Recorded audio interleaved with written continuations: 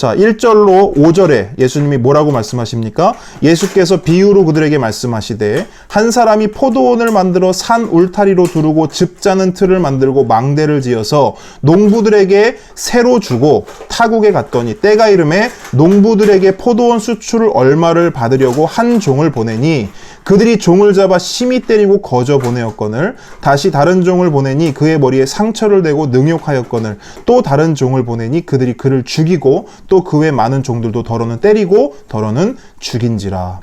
자, 한 사람이 포도원을 만들었다고 예수님 말씀하세요. 그런데 그 포도원의 주인이 먼 타국에 출장을 갑니다. 출장을 가면서 그 포도원에서 일하던 농부들에게 그 포도원을 맡기는 거예요. 세를 주고 간 겁니다. 그 시간이 흘렀기 때문에 그 포도원의 소출 얼마를 받으려고 그 주인은 종을 농부들에게 보냅니다. 그리고 농부들은 주인이 보낸 종을 어떻게 했다고 말합니까? 쫓아버리고 심지어 죽였다라고 말해요. 그렇게 몇 번을 보내는 거예요. 그렇게 몇 번을 보내었는데도 소용이 없었습니다. 보내는 족족 그들은 죽이고 때리고 돌려보냅니다. 빈손으로요. 이제는 보낼 사람이 없었다라고 말해요. 보낼 사람이 없었다라고 말해요. 그리고 딱 한 사람이 남았다고 말합니다. 6절, 9절 보니까 이제 한 사람이 남았으니 곧 그가 사랑하는 아들이라. 최후로 이를 보내며 이르되 내 아들은 존대하리라 하였더니 그 농부들이 서로 말하되 이는 상속자니 자 죽이자. 그러면 그 유산이 우리 것이 되리라 하고 이에 잡아 죽여 포도원 밖에 내 던졌느니라. 포도원 주인이 어떻게 하겠느냐? 와서 그 농부들을 진멸하고 포도원을 다른 사람들에게 주리라. 자, 결국 주인이 아들을 보냈다라고 말해요. 그러니까 그 마음속엔 이런 게 있는 거예요. 설마 아들도 지금까지 했던 것처럼 그렇게 할까? 그런 마음이 있었던 거예요.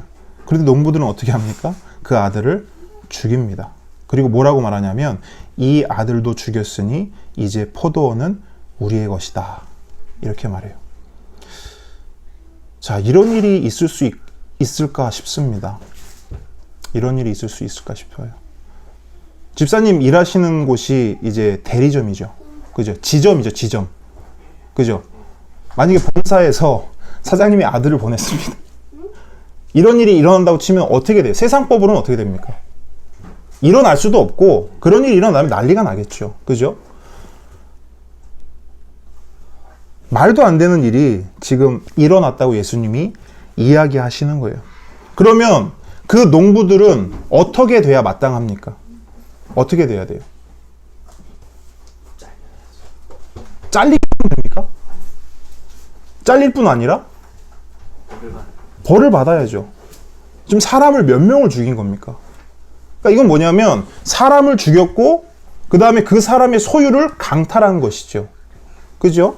그래서 그 사람들은요 심판을 받아야 돼요. 벌을 받아야 됩니다. 예수님도 뭐라고 하시냐면 포도원 주인이 그 농부들을 진멸하고 포도원을 다른 사람들에게 주는 것이 마땅하다라고 말씀하고 계셔요. 자, 예수님의 이 비유를 들은 사람들도 우리가 지금 방금 받았던 충격처럼 충격을 받았을 거예요.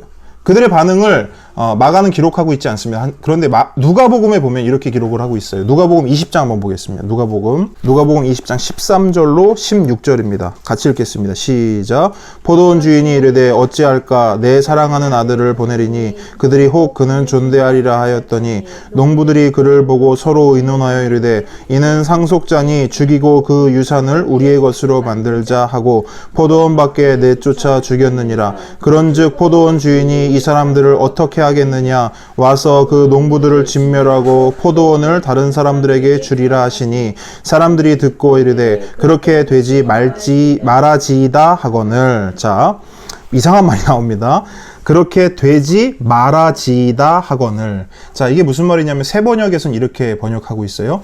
그런 일이 없기를 바랍니다. 이렇게 말해요. 뭔 말이냐면 그런 흉측한 일이, 그런 말도 안 되는 일이 일어나서는 안 되겠습니다. 이렇게 말해요. 그러니까 즉 그런 농부들이 주인의 아들 또 주인의 종들을 죽이는 일 일어나면 안 된다. 그리고 이런 일이 있어도 그 예수님이 말씀하신 것처럼 그들을 진멸한다라고 하는 그런 일도 일어나서는 안 된다라는 것을 그들이 반응하고 있는 것이죠. 그런데 그런 일이 일어납니까? 안 일어납니까? 지금 예수님이 말씀하신 이러한 일이 일어날까요? 안 일어날까요? 납니다. 예수님이 그 일을 일어난다라고 말씀하시면서 10절, 11절 말씀을 말씀하시는 거예요. 이 10절, 11절 말씀은 시편 118장 22절, 23절 말씀을 인용하신 거예요. 근데 이 말씀은 원래 언제 사용이 되었냐면 사울에게 쫓기는 초라한 다윗이 나중에는 이스라엘의 왕이 될 것을 말하는 말씀이에요. 이 시편의 말씀은. 그런데 예수님은 그 말씀을 가지고 오셔서 뭘 지금 말씀하고자 하시는 거냐면 자신의 죽음과 부활에 적용하셔서 말씀하시는 거예요. 자, 10절 11절이 뭡니까? 너희가 성경의 건축자들이 버린 돌이 모퉁이의 머릿돌이 되었나니 이것은 주로 말미암아 된 것이요 우리 눈에 놀랍도다 함을 읽어보지도 못하였느냐 하시느냐. 자, 여러분, 옛날에는 집을 지을 때 가장 중요한 재료가 돌이었습니다. 그래서 집을 짓기 위해서는 가장 먼저 하는 게 뭐냐면 돌을 모으는 거예요. 좋은 돌을 모으겠죠. 집 짓기에 좋은 돌. 근데 막 모으다 보면 그 모인 돌 중에는 쓸모없는 돌이 있죠. 그럼 그 쓸모없는 돌은 어떻게 할까요? 저리 치우거나 버리는 거예요. 왜? 집을 짓는 건축자들이 자기 집을 짓는데 자기가 지어야 할 그 건물에 그 돌은 방해가 되기 때문입니다. 그래서 내가 설계한 대로, 내가 생각한 대로, 내가 꿈꾸던 대로 내 집을 지어야 하는데 영 불편한 돌 하나가 있는 거예요. 그래서 그 돌을 치워버리는 거예요. 버리는 거예요. 근데 지금 이 말씀에 의하면 뭐냐면 그 건축자들이 마음에 안 들어서 치워버린 그 돌이 뭐가 됐다는 거예요? 머릿돌, 주춧돌이 되어 있다라는 거예요. 자, 여기서 건축자는 누구를 말할까요? 여기서 건축자는 대제사장, 서기관, 장로들을 말합니다. 종교 지도자들을 말하는 거예요. 그러면 버린 돌은 누구를 말할까요? 예수 그리스도죠. 그죠? 예수님이 자기에 대해서 말씀하고 계시는 거예요. 자, 이스라엘 종교 지도자들에게 예수님은 어떤 존재였습니까? 불편한 존재였어요. 자신들이 설계한 대로, 자신들이 생각한 대로, 자신들이 꿈꾸던 대로 종교 지도자들은 그 삶을 살아왔어요. 자신들의 삶을 잘 살아왔어요. 자신들이 원하는 대로. 그런데 갑자기 영 불편하게 예수 그리스도가 굴러온 거예요. 그래서 그 예수를 어떻게 하느냐? 이단으로 정죄하고 신성모독으로 고발해서 그를 십자가에 못 박아 죽였습니다. 그게 바로 예수를 버렸다라는 거예요. 그 돌을 버렸다라는 거예요. 그런데 하나님은 그 예수님을 3일 만에 살려내셔서 새로운 하나님의 나라, 새로운 하나님의 성전의 머릿돌, 기초석 삼으신다라는 것을 지금 이 말씀이 보여주고 있는 거예요. 자, 이 말씀을 예수님이 했더니 시편의 말씀을 인용해서 이 말씀을 그냥 읽었어요. 그랬더니 그 자리에 모였던 종교 지도자들, 자, 그 사람들은 성경을 잘 아는 자들이었어요. 단번에 알아챕니다. 12절 보니까 그들이 예수의 이 비유가 자기들을 가리켜 말씀하신 줄 알고 잡고자 하되 무리를 두려워하여 예수를 두고 가니라. 자신들의 이야기인 걸 알았어요. 알았다는 것은 자신들의 잘못이 어떤 건지를 알았다는 거예요. 자, 자신들의 잘못이 뭔지를 알면 어떻게 해야 됩니까? 어떻게 해야 됩니까? 내가 죄인이구나. 회개하고 예수님을 믿어야죠. 그런데 그들은 돌이키라고 하는, 회개하라고 하는 예수님의 경고를 무시합니다. 그리고 결국 어떻게 돼요? 예수님이 말씀하신 대로 예수님을 죽입니다. 자, 여러분, 예수님을 누가 죽였습니까? 종교 지도자들이 죽였죠. 그런데 종교 지도자들만 예수님을 죽였을까요? 또 누가 죽였을까요? 예수님을. 예수님이 세 번째로 그 자신의 순환을 예고하시면서 예루살렘에서 죽을 것을 말하시고 또 뭘 말씀하셨죠? 종교 지도자들이 자신이 고발을 하고 누구에게 넘겨준다고 합니까? 이방인들에게 넘겨준다고 예수님 말씀하시죠. 그 이방인들은 누구예요? 로마인들이죠. 로마 사람들, 즉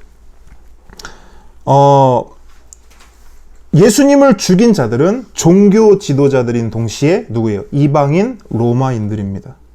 그러면 이스라엘 종교 지도자들과 또 로마인들만 예수님을 죽였을까요? 그럼 또 누가 죽였을까요? 예수님을 믿지 않았던 사람들이 예수님을 죽였습니다. 결론적으로 말하면 예수님을 죽인 자들이 누구인가? 종교 지도자들. 로마인들, 그리고 저와 여러분들입니다. 성경에 보면 이 세상의 사람은 딱 두 종류라고 말해요. 딱 두 종류. 그 두 종류가 어떤 사람들인지 한번 보도록 하겠습니다. 자, 로마서 5장 12절을 먼저 보도록 하겠습니다. 자, 한 목소리 읽겠습니다. 시작. 그러므로 한 사람으로 말미암아 죄가 세상에 들어오고 죄로 말미암아 사망이 들어왔나니 이와 같이 모든 사람이 죄를 지었으므로 사망이 모든 사람에게 이르렀느니라. 아멘. 자, 여기서 한 사람은 누구를 말합니까? 아담이죠. 아담이 선악과를 따먹고 죄가 세상에 들어왔습니다. 그리고 이 죄로 말미암아 모든 인간은 어떻게 된다고 말합니까? 죽는다고 말합니다. 그러므로 죽는다라는 것은 죄인이라는 가장 확실한 증거죠. 저는 죄 지은 적 없는데요? 사람들이 이렇게 말합니다. 저는 그렇게 큰 죄를 지은 적이 없습니다. 죄인이라는 소리 들을 만큼, 죽어야 할 만큼 그렇게 큰 죄를 지은 적이 없습니다 라고 사람들은 말해요. 그런데 여러분, 성경에 의하면 그 사람이 죽잖아요? 그럼 그가 죄인이라고 말해요. 만약에 저는 죄 지은 적이 없어요. 만약 그런 사람이 있다면 그 사람은 자신이 죄인이 아니라는 사실을, 그 증거를 뭘로 증명해야 되냐면 죽지 않음으로 증명해내야 돼요. 근데 역사상 그런 사람이 있을까요? 죽지 않음으로 자신이 죄인이 아니라는 것을 증명한 사람이 없죠. 모든 사람은 죄인입니다. 그러므로 모든 인간은 아담 안에서 아담과 함께 선악과를 따먹고 죄인이 되었습니다. 이렇게 말하면 또 이렇게 말하는 사람도 있어요. 난 선악과를 먹은 적이 없어요. 선악과를 본 적도 없고 그거를 먹은 적도 없습니다. 이렇게 말합니다. 근데 선악과를 먹었다는 증거가 또 우리들 안에 남아 있어요. 뭘 보면 되냐면 우리들은 이 세상을 살면서 모든 사안에 대해서 내 기준으로 선과 악을 구분합니다. 보세요. 자, 지금 코로나 바이러스 때문에 다들 죽겠다고 말합니다. 집사님, 코로나19 바이러스가 선입니까? 악입니까?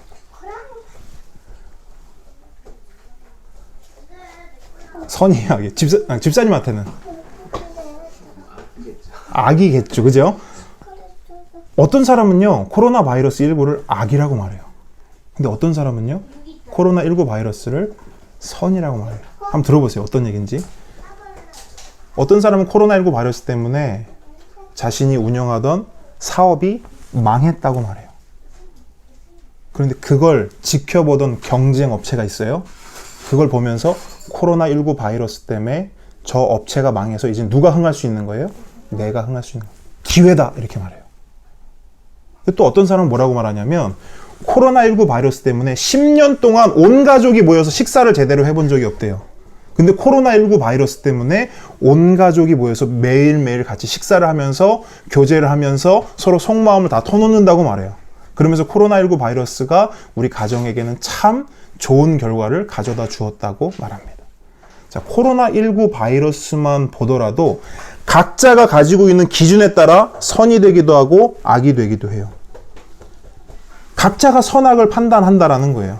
똑같은 사안을 보고도 누구는 선하다 말하고 누구는 악하다 말합니다. 자, 우리 집사님 그 가정에서 부부싸움을 하시죠? 제가 확신을 가지고 말해요. 하시죠? 부부싸움. 저희도 부부싸움을 합니다. 근데 부부싸움을 하는 그 예들을 볼 때 이런 사람들 있잖아요. 남편은 치약을 쓸 때 끝에서부터 짜서 써야 된다고 말해요. 남편한테 뭐가 선인 거예요? 치약을 끝에서부터 짜서 쓰는 게 선인 거예요. 아내는 뭐라 하냐면 아이고 그럴 필요 있어? 치약을 중간에서부터 짜서 써도 되지. 아내한테는 중간에서부터 치약을 싸서 쓰는 게 선이에요.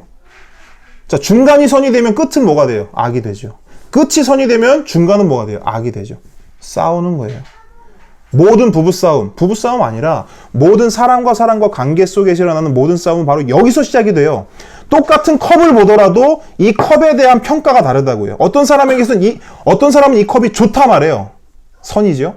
어떤 사람은 이 컵이 별로라고 말해요. 악이죠. 이게 우리의 모습이에요. 그러면 봅시다. 근데 우리가 커가면서 각자의 기준이 생겨서 그런 거 아닐까요? 갓난아기도요, 선과 악으로 자신에게 좋은 것과 싫은 것을 구별해요. 제가 어제 우리 아내한테 물어봤어요. 애들이, 전 잘 모르니까, 혹시 애들이 분유를 가리냐 물어봤어요. 분유. 물었더니 가린대요. 어떤 분유는 진짜 잘 먹는데요. 근데 어떤 분유는 안 먹고 뱉어버린대요. 그게 뭐예요? 이 분유는 좋고 이 분유는 안 좋다라는 거죠. 그래서 그러면서 뭐라냐면 우리 은서는 어렸을 때부터 독일산 분유만 먹대. 독일산 분유만 선이고 다른 나라 분유는 악인 거예요. 근데 여러분, 그냥 우리 안에 있는 선과 악을 나누는 기준이 이 정도에서 끝난다고 하면 사실 그렇게 큰 문제는 아니에요. 왜냐면 호불호일 수 있잖아요. 어떤 사람은 이걸 좋고 어떤 사람이 저게 좋고, 뭐 어떤 사람은 탕수육을 부어 먹을 수 있고 뭐 찍어 먹을 수 있고, 짜장면을 좋아하는 사람, 뭐 짬뽕을 좋아하는 사람, 나뉠 수 있잖아요. 그런데 이 선과 악을 나누는 기준의 정점이 뭐냐면 예수 그리스도를 볼 때예요. 예수를 볼 때 예수를 선으로 보느냐 악으로 보느냐, 그게 선과 악의 정점이에요. 선악과를 먹은 그 죄의 결과가 예수 그리스도를 선으로 보냐 악으로 보냐, 거기서 나타난다는 거예요. 이스라엘 종교 지도자들에게 예수님은 뭐였어요? 악이었어요. 예수님이 불편한 존재였어요. 왜? 자신들이 설계한 대로, 자신들이 생각한 대로, 자신들이 꿈꾸던 대로 자신들의 삶을 살아왔는데 갑자기 예수가 나타나더니 뭐라고 말합니까? 내가 하나님의 아들이라고 말해요.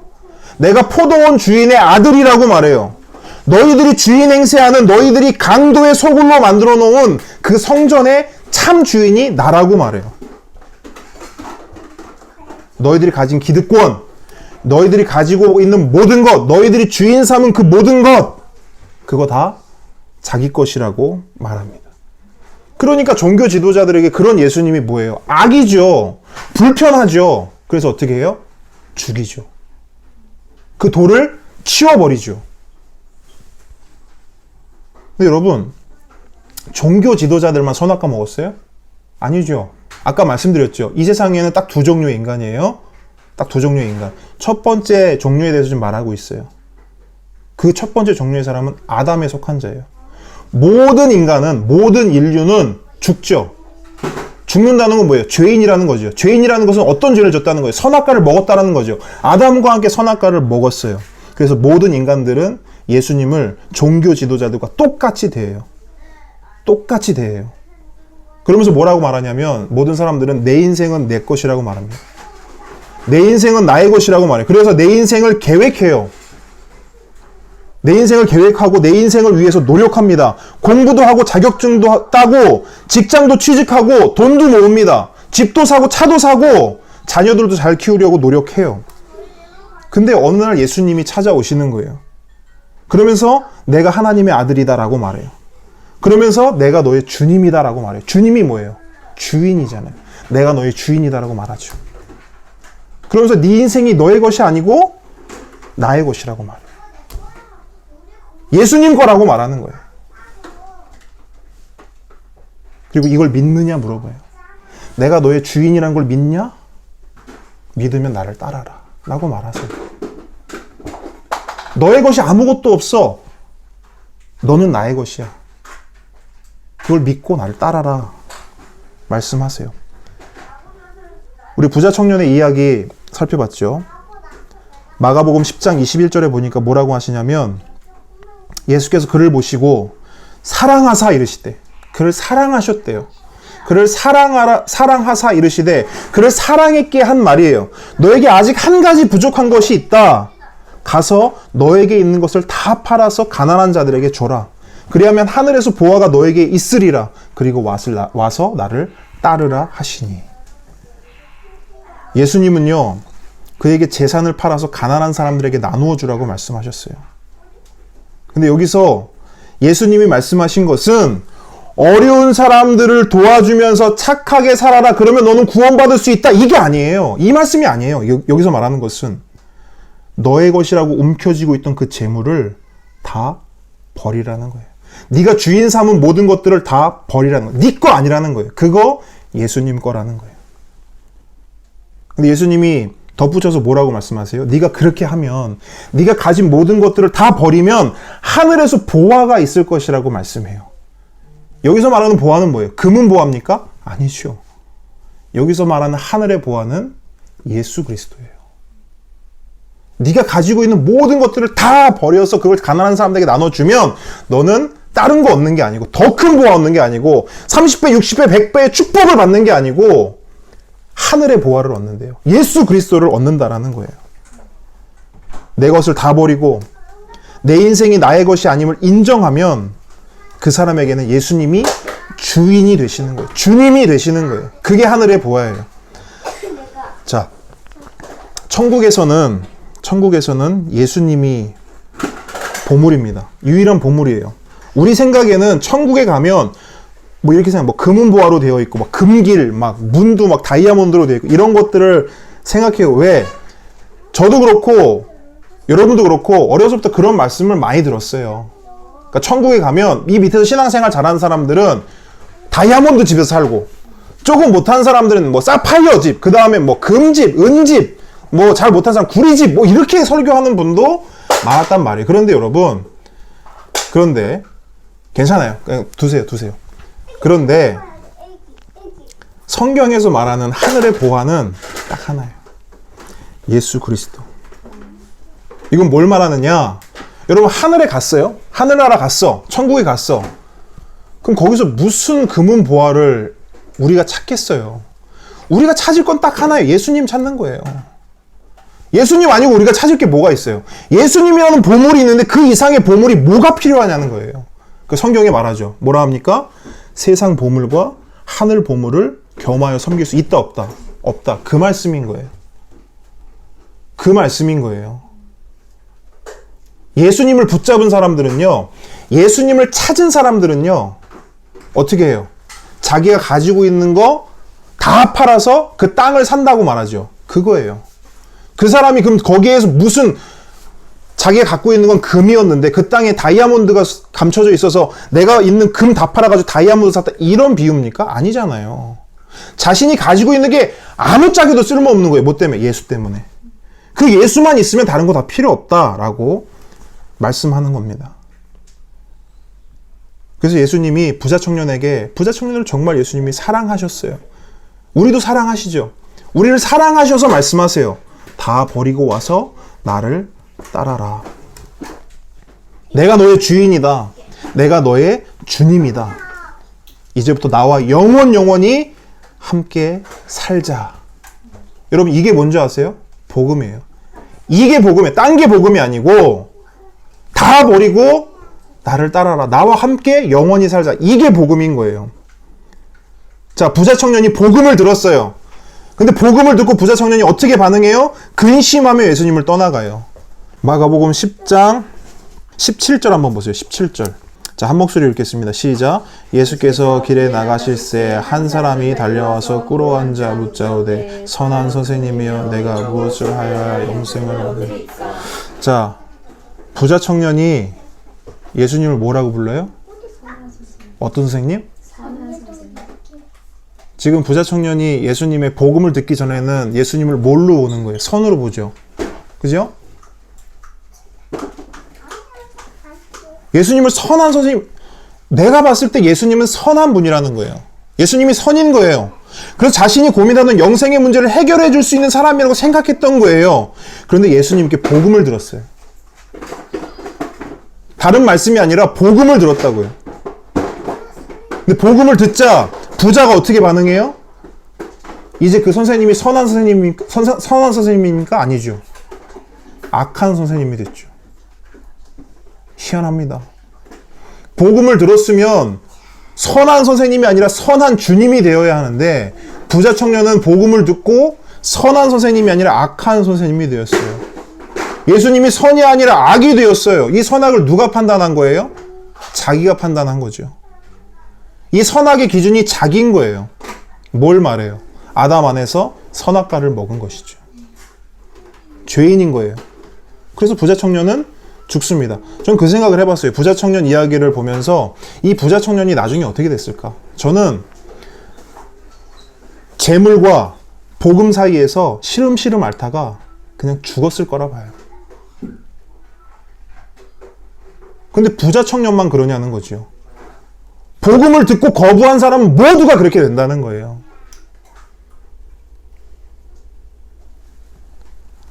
부자 청년은 자신이 설계한 대로, 자신이 생각한 대로, 자신이 꿈꾸던 대로 자신의 삶을 잘 살았어요. 그죠? 뭐라고 말합니까? 자기는 어려서부터 모든 계명을 지켰대요. 그리고 어린 나이에 부자도 됐어요. 대단한 삶을 살았던 거예요. 남부러울 게 뭐가 있습니까? 그 이스라엘 유대인 사회는요, 율법 사회예요, 율법 사회. 그 사회에서는 율법 잘 알고 율법 잘 지키는 게 장땡인 사회예요. 그리고 그 사람들은 율법 잘 지키고 하나님을 향한 그 율법 잘 지키는 것이 하나님을 향한 믿음이라고 생각했고 그 믿음의 대가로 하나님이 물질의 축복을 주신다고 생각했어요. 그러니까 당시로 치면 이 부자 청년은 진짜 엄친아였던 거예요. 율법도 잘 지켜, 율법도 잘 알아, 거기다가 하나님 축복도 받아서 재산도 어마어마해. 정말 제대로 살아왔어요. 누구보다. 근데 갑자기 예수가 나타났어요. 갑자기 그 삶에 예수가 나타났다고요. 그러더니 예수님이 자기가 하나님의 아들이래요. 그 포도원 주인의 아들이라고 말해요. 그리고 내가 너의 주인이라고 말해요. 너의 주인이라고 말해요. 근데 예수님을 떠나가요. 그 복음을 두고 예수님을 떠나가요. 내가 네 주인이다 그랬더니 떠나갔다고요. 부자 청년도 종교 지도자들과 함께 로마인들과 함께 아담 안에서 뭘 한 거예요? 예수를 십자가에 못 박은 거예요. 예수를 십자가에 못 박은 거예요. 결국 이 세상 모든 인간은요, 아담에 속한 자입니다. 즉 아담 안에서 선악과를 먹고 아담 안에서 죄를 지었고 그렇기 때문에 죽을 수밖에 없는 존재예요.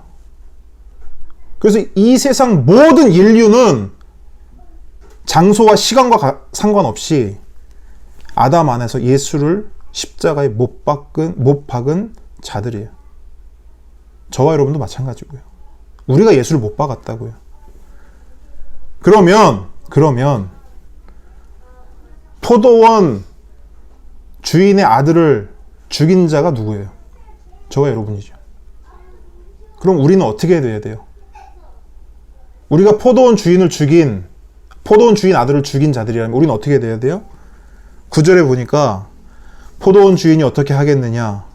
와서 그 농부들을 진멸하고 포도원을 다른 사람들에게 주리라. 우리는 진멸받아야 돼요. 우리는 아예 소리 못하고 끝장나야 된다고. 우리는요. 그게 우리 존재예요. 우린 죽어야 돼요. 진멸받아야 돼요. 근데 하나님이 어떻게 하시는 줄 아세요? 사도행전 2장입니다. 사도행전 2장. 사도행전 2장 36절입니다. 자, 한 목소리로 읽겠습니다. 시작. 그런즉 이스라엘 온 집은 확실히 알지니 너희가 십자가에 못 박은 이 예수를 하나님이 주와 그리스도가 되게 하셨느니라 하니라. 아멘. 여기서 너희가 십자가에 못 박았다고 해요, 예수를. 여기서 너희가 누구예요? 우리잖아요. 저와 여러분입니다. 그런데 하나님은 우리가 십자가에 못 박은 예수님을 주와 그리스도가 되게 하셨다고 말씀하세요. 우리의 주인 되게 하셨고 우리의 구원자가 되게 하셨다고 말씀합니다. 우리는 진멸받아 마땅한데 하나님은 우리가 죽인 그 예수를 주와 그리스도가 되게 하셨대요. 자, 고린도전서도 벌써 한번 볼게요. 고린도전서 15장입니다. 고린도전서 15장 20절. 한 목소리로 읽겠습니다. 시작. 그러나 이제 그리스도께서 죽은 자 가운데서 다시 살아나사 잠자는 자들의 첫 열매가 되셨도다. 사망이 21절 한번 더. 21절 22절까지요. 시작. 사망이 한 사람으로 말미암았으니 죽은 자의 부활도 한 사람으로 말미암는도다. 아담 안에서 모든 사람이 죽은 것 같이 그리스도 안에서 모든 사람이 삶을 얻으리라. 아멘. 아멘. 여러분, 하나님은 예수님을 죽은 자 가운데서 살아나게 하셔서 아담 안에서 죽은 모든 인간이 그리스도 안에서 생명을 얻게 하셨다라고 말씀하고 있습니다. 이게 복음이에요.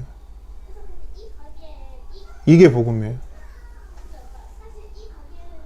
우리는 아담 안에서 다 죽었어요. 왜? 우리는 아담 안에서 예수님을 십자가에 못 박았기 때문에. 진멸당해야 해요. 죽어야 해요.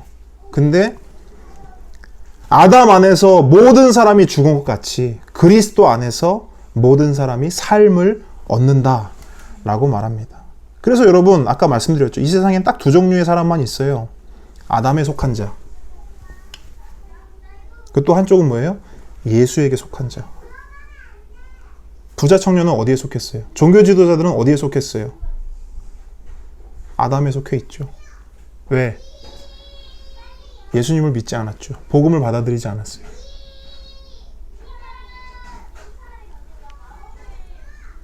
근데 성경에 보니까 예수에게 속한 자를 말씀하시는데 부자 청년과 정반대에 있었던 사람이에요. 바로 바디메오입니다. 바디메오가 예수께 속한 자예요. 바디메오는 자신의 모든 것을 다 버렸죠. 그리고 누굴 선택했습니까? 예수님을 선택했죠. 그리고 예수님은 뭐라 하냐면 그게 믿음이라고 말해요. 근데 생각해 보세요. 바디메오가 버린 것은요, 뭐 대단한 게 아니었어요. 그가 가지고 있던 겉옷 하나였어요. 겉옷 하나 버리고 예수님을 선택했다니까요. 근데 예수님은 뭐라 하냐면 믿음이다 그래요. 그 믿음이 널 살렸다. 그 믿음이 널 구원했다. 그 믿음이 아담으로부터 예수로 옮겨지게 했다라고 말하는 거예요. 그 겉옷이 뭐냐는 거예요. 여러분, 겉옷 없어요? 그럼 우리도 겉옷 하나씩 벗어버리면 됩니까? 바디메오가 입고 있었던 그 겉옷은 그의 전부예요. 과부가 헌금하죠. 두 렙돈을 헌금한단 말이에요. 예수님이 그 헌금을 보시더니 뭐라 해요? 부자들보다 그 과부가 낸 것이 크다 말하죠. 왜? 그 두 렙돈은 뭐예요? 그녀의 전부라고 말해요. 생활비 전부. 예수님은 계속 그걸 말씀하셔요. 대단한 부자가 대단한 것을 버리는 거 말씀하시지 않고 두 렙돈 가진 과부가 그 두 렙돈 내려놓는 거. 그 거적대기 같은 겉옷 하나 내려놓는 그걸 말씀하세요. 그러면서 그걸 뭐라 하냐면 믿음이라고 말씀하신단 말이에요. 부자 청년은 아무것도 버리지 못했어요. 왜? 내 거니까. 종교 지도자들 아무것도 내놓지 못했어요. 왜? 내 거니까. 내 인생은 내 거고, 내 돈도 내 거고, 내 자식도 내 거고, 내 집도 내 거고, 다 내 거예요. 내게 그렇게 많은데 예수님이 뭐라 하냐면 그거 네 거 아니라는 거예요. 그랬더니 예수님을 못 박아요. 왜? 필요 없으니까. 그런 예수님 필요 없죠. 사람들이 교회를 다니는 이유 중에, 예수님께 기도하는 이유 중에 내 것을 다 포기하기 위해서 그렇게 교회 다니고 그렇게 기도하는 사람들이 얼마나 될까요? 다 예수님께 더 받기 위해서 교회 다니죠. 더 기도하죠. 우리는 늘 예수님을 바라볼 때, 하나님을 바라볼 때 그렇게 바라보지 않습니까? 예수님 믿으면 뭔가 내 삶이 괜찮아질 거라 생각해요. 지금은 별거 없지만 예수님 잘 믿으면, 교회 잘 다니고 신앙생활 열심히 하면 그 예수님이 나에게 뭔가를 줄 거라고 예상하고 기대한단 말이죠. 근데 정반대예요. 정반대. 예수님은 뭐라 하냐면 오히려 줄 게 없다고 말해요. 내가 너희들에게 줄 것은 요나의 표적뿐이다 라고 말해요. 내가 너희들에게 줄 것은 십자가의 죽음과 부활뿐이다 라고 말해요. 나는 십자가의 죽음과 부활을 너희들에게 줄 테니 너희는 나만 믿고 너희들이 가지고 있는 거 다 버리고 나를 따르라 라고 말씀하십니다.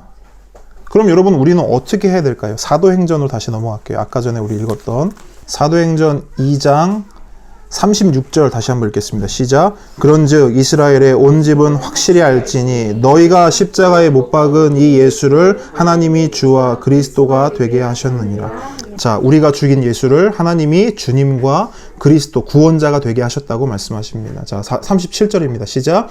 그들이 이 말을 듣고 마음에 찔려 베드로와 다른 사도들에게 물어 이르되 형제들아 우리가 어찌할꼬 자, 38절. 베드로가 이르되 너희가 회개하여 각각 예수 그리스도의 이름으로 세례를 받고 죄 사함을 받으라. 그리하면 성령의 선물을 받으리니.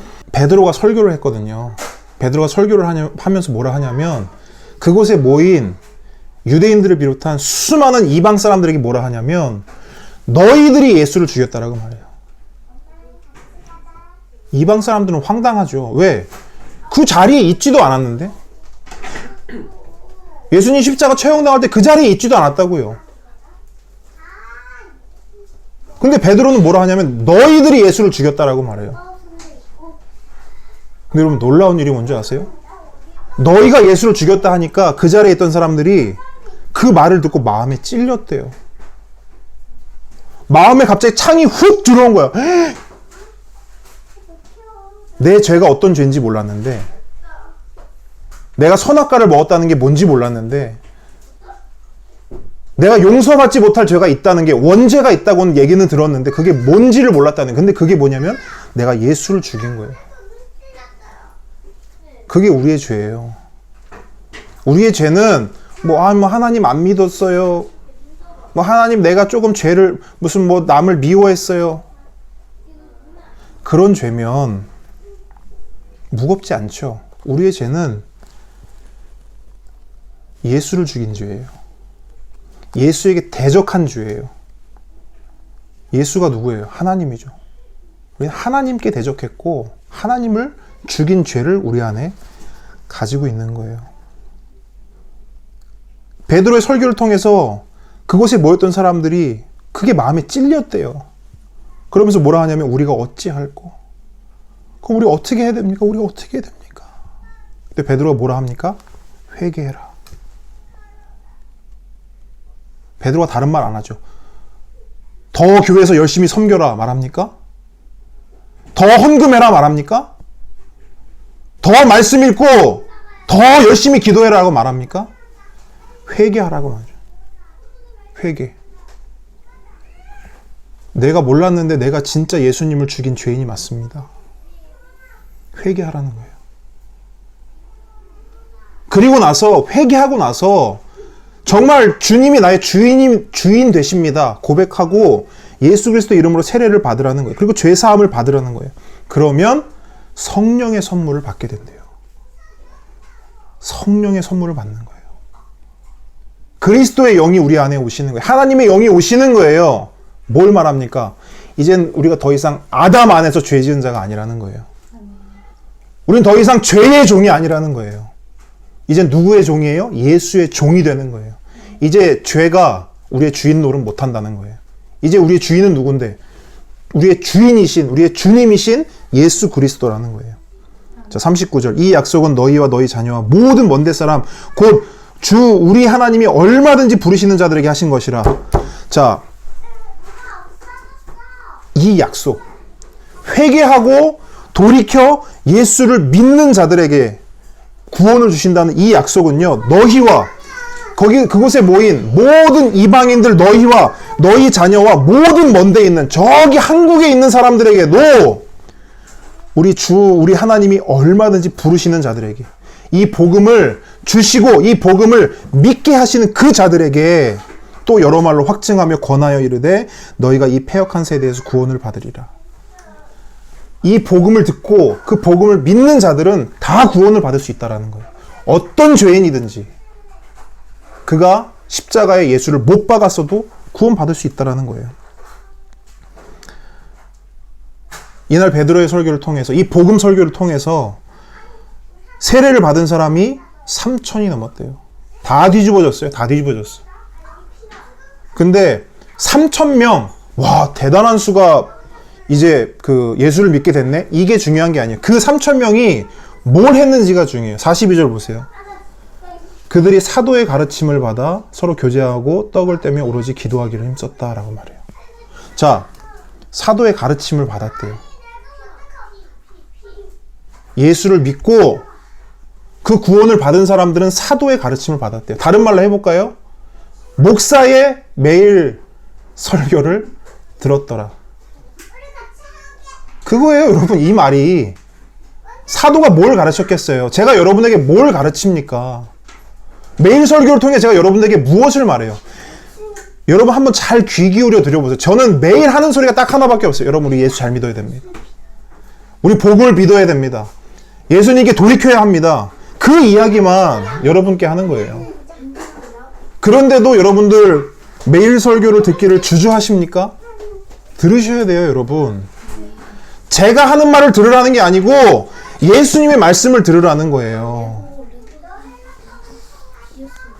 자, 한 가지 이야기 하나 해드리고 마치도록 하겠습니다. 곰과 토끼 이야기예요. 곰하고 토끼가 있었대요. 근데 곰과 토끼가 대화를 하는데 곰이 토끼에게 이렇게 물어보는 거예요. 토끼야, 예수님이 우리를 정말 사랑하셔서 이 땅에 오신 건 맞지? 그랬더니 토끼가 당연하지. 예수님이 우리를 정말 사랑하셔서 이 땅에 오셨지. 그 곰이 다시 물어요. 그럼 토끼야, 이 세상에 토끼 너 하나만 있어도 예수님이 이 땅에 오셨을까? 이렇게 물어요. 그랬더니 토끼가 당연하지. 예수님은 날 사랑하시기 때문에 나 하나만 위해서도 이 땅에 오실 거야. 어때요, 집사님? 예수님이 집사님 하나를 위해서 이 땅에 오셨을까요? 맞아요? 정말 그렇게 생각하시죠? 집사님 어때요? 집사님 하나 있으면 예수님 오시겠죠? 존사님 어때요? 오시겠죠?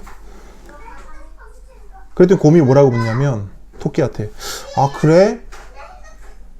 너 하나만 이 땅에 있어도 예수님 오신다는 거지? 당연하지. 그럼 예수님은 누가 죽이지? 예수님 누가 죽여야 돼? 내가 죽이는 거죠. 우리는 나 한 사람을 위해서도 예수님이 이 땅에 오실 거라고 믿고 있어요. 노래해요. 그렇게 노래하고 소원해요. 근데 여러분, 그 예수님이 나를 구원하시기 위해서 이 땅에 오시잖아요. 그럼 이 땅에서 어떻게 하셔야 나를 구원하세요? 십자가에서 죽으셔야 구원하죠. 근데 그 예수님을 누가 죽였냐는 거예요. 내가 죽인 거잖아요.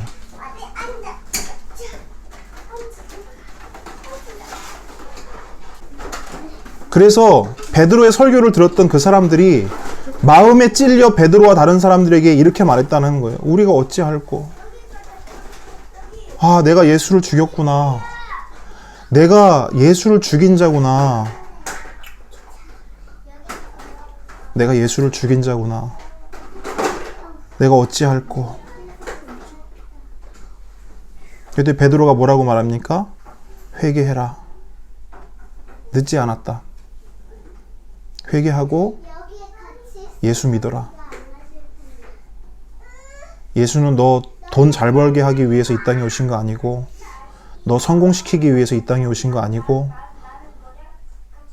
너희들 자식 새끼 잘 되라고 예수님 오신 거 아니고, 예수가 이 땅에 오신 거 너 구원하기 위해서 오셨는데, 그 구원하기 위해서 오신 예수 네 손으로 죽였다. 근데 내 손으로 죽인 그 예수를 하나님은 주와 그리스도로 세우셨다. 그 예수를 믿어라. 그게 복음이에요. 이 복음이 믿어지면 우리는 아담에 속한 자가 아니에요. 죄에 속한 자가 아니에요. 이 예수를 믿으면 우리는 그 즉시 성령을 선물로 받아요. 그럼 우리는 예수의 사람이 되는 거예요. 그때서야 비로소 우리는 예수님을 주님이라고 부를 수 있는 거예요. 여러분, 주님이란 말이 무슨 대단히 거룩하고 그런 말이 아니에요. 주인님이, 우리의 주인님이 계시는데 어떻게 내 소유를 주장합니까? 주인님이 계시는데 내 인생을 어떻게 내 맘대로 사냐고요. 그런 종이 어디 있습니까, 이 세상에. 주인님이 있으면 그 주인님이 하라는 대로 하는 게 종이죠.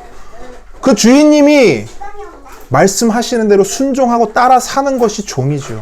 근데 우리는 어떻게 사냔 말이에요. 내가 주인인 것처럼 살잖아요. 떵떵거리면서 살잖아요.